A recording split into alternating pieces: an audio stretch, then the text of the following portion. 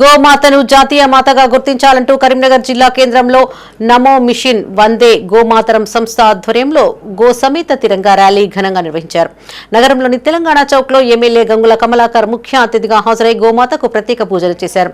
సుమారు 200 మీటర్ల పొడవైన భారీ జాతీయ జెండాతో ర్యాలీని ప్రారంభించారు. తెలంగాణ చౌక్ నుంచి ప్రారంభమైన ఈ ర్యాలీ బస్టాండ్ మీదుగా తిరిగి తెలంగాణ చౌక్ వరకు సాగింది. సుమారు 600 మంది విద్యార్థులు, యువకులు, గోమాత ట్రస్ట్ సభ్యులు, నాయకులు ఉత్సాహంగా పాల్గొన్నారు. చేతిలో జాతీయ జెండాలు పట్టుకుని గోమాత జాతీయ మాతగా గుర్తింపు పొందాలని నినాదాలు చేశారు.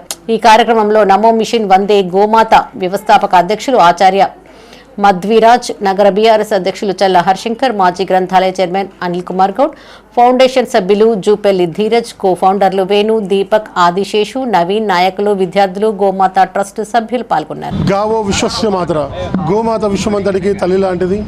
మేము ఈరోజు గోమాత సమేత తిరంగి ర్యాలీ చేస్తున్నాము. ఇందులో పాల్గొన్న ప్రతి ఒక్కరికి మా కృతజ్ఞతలు.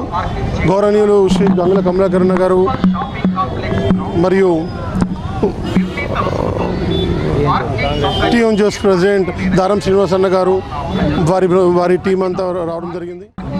ఘర్ ఘర్ గోమాత హర్ ఘర్ గోమాత అనేటువంటి నినాదంతో ప్రతి ఇంటికి గోమాత అనేది ఉండాలి, గోవుకి ప్రత్యేక హోదా కల్పించాలి అనేటువంటి ఒక గొప్ప లక్ష్యంతో ఇవాళ మేము తిరంగా ర్యాలీ, గోమాత సమేత తిరంగా ర్యాలీ అనేది కరీంనగర్లో దాదాపు ఒక 700 మంది యువకులు మరియు తర్వాత గోమాత భక్తులు అందరూ కూడా పాల్గొన్నటువంటి ఈ కార్యక్రమం ఎంతో విజయవంతంగా జరగడం మా అందరికీ కూడా చాలా సంతోషంగా ఉంది.